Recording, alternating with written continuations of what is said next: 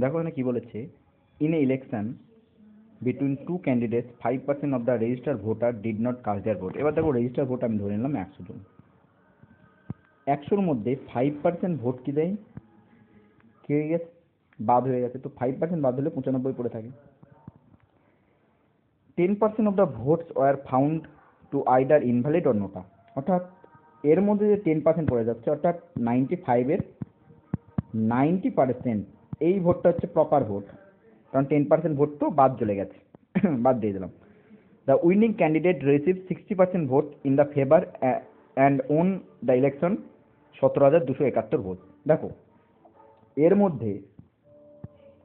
এর মধ্যে উইনার যে হয়েছে সে 60% ভোট পেয়েছে, তাহলে লুজার কত পাবে, লুজার 40% ভোট পাবে।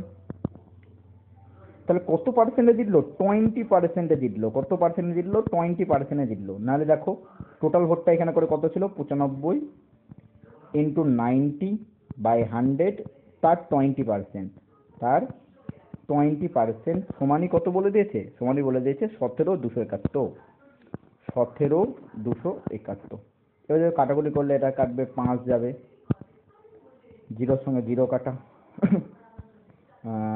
5 দোকানে 10, 5 একে 5, 5 9 45, 19 হয়ে যাচ্ছে। এখানে করে 9 দিয়ে যদি এটাকে কাটি, 9 খে 9, 9 9 81,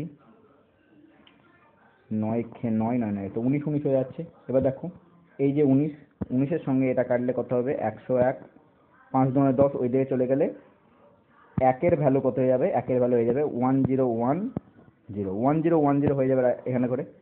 এবার দেখো এখানে করে বলে দিয়েছে, বের করতে বলেছে find the number of the register vote. আমরা রেজিস্টার ভোট কত ধরেছিলাম, 100 ধরেছিলাম। তাহলে 1 মানে যদি আমাদের 1010 হয়ে যায়, নাহলে আমাদের 100 মানে কত, 100 মানে আমাদের হয়ে যাবে 101000। অর্থাৎ আমাদের অপশন সি হয়ে যাবে একেবারে সঠিক অ্যান্সার।